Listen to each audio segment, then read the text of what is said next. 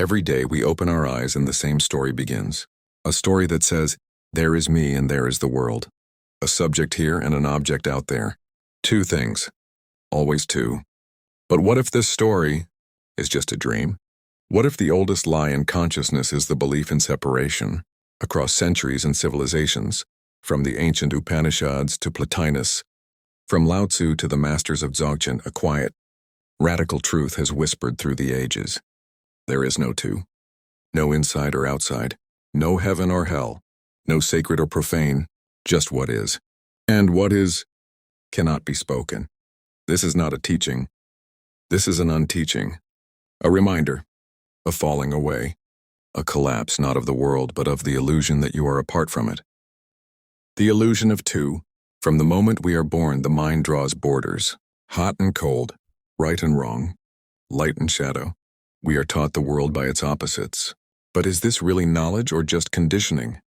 In ancient India, this illusion was called Maya, the cosmic dream. The artist of illusion, she paints divisions in the air and convinces us they are real. She convinces us that the observer and the observed are separate, but the eye that sees is made of the same substance as what is seen. The Hermeticists whispered, as above, so below. As within, so without. This is not metaphor, this is dynamite. It shatters the illusion of polarity and reveals all opposites are one. But who created these opposites? Who holds the stick with two ends? The mind, only the mind.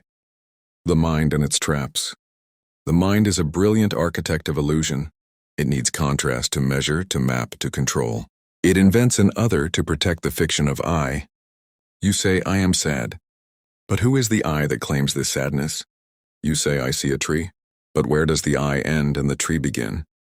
These questions are not philosophical riddles. They are doorways.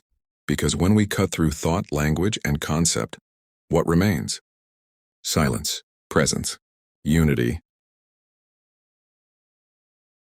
Non-duality across traditions in Advaita Vedanta. They say Brahman, the absolute, is not two. It cannot be named, compared, or divided. There is no second thing. In Gnosticism, the non-fallen was not a fall from grace, it was a fall into perception, a forgetting, a narrowing of infinite consciousness into the illusion of personhood. Zen says first the trees are trees and rivers are rivers, then they are not, then they are again. But now without separation, without division, beyond the ego. Who are you without your name? Without your story? Without your image in the mirror? Ramana Maharshi asked, who am I? But he was not looking for an answer. He was asking you to notice that the questioner is the illusion. The ego is like a character in a dream who forgot they were dreaming. It wants meaning, purpose, enlightenment. But the truth is, enlightenment is not a reward. It is a disappearance. The self is not something to be improved. It is something to be seen through. The space between breaths. All language is built on separation. A word requires two, a speaker and a listener. But what exists before the word? In the Gospel of John. In the beginning was the Word. But before the Word, there was silence, the void, the womb, the pulse of stillness before sound. Lao Tzu warned, the Tao that can be spoken is not the eternal Tao, because every word carries the poison of duality.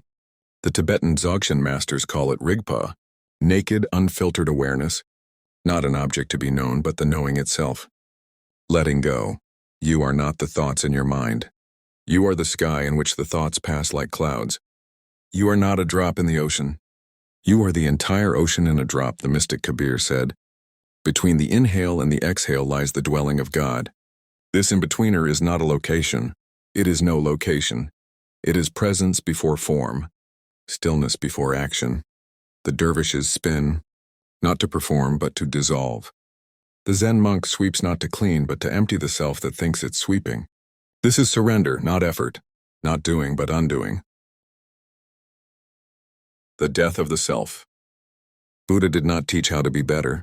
He taught how to be empty, to realize that every emotion, every thought, every identity is passing. And the I that tries to hold it all together is just a phantom. Even science is catching up. Neuroscientists like Thomas Metzinger say, there is no one behind your eyes. No self inside your head. Just a simulation.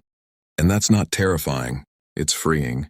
Because when the ego falls, what remains is not emptiness. What remains is presence, whole, complete, eternal. The center that never moved. Rumi said, "You wandered for thousands of paths but forgot to look within. The spiritual journey does not lead away from you. It leads back to what never left, back to the center. The center is not a place. It is a recognition that the one who was seeking was always what was sought. You are not a character in a story.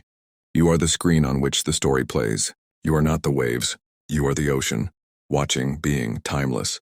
If you've made it this far, it's because something in you already knows, already remembers, already is. This was not a teaching. It was a mirror, a whisper, a call to return, not to a doctrine or a belief or a technique, but to yourself before you had a name. The truth is not in these words. It is in the silence between them. So breathe. Look, let go, and remember, you are not in the universe. The universe is in you as you. Thank you for watching.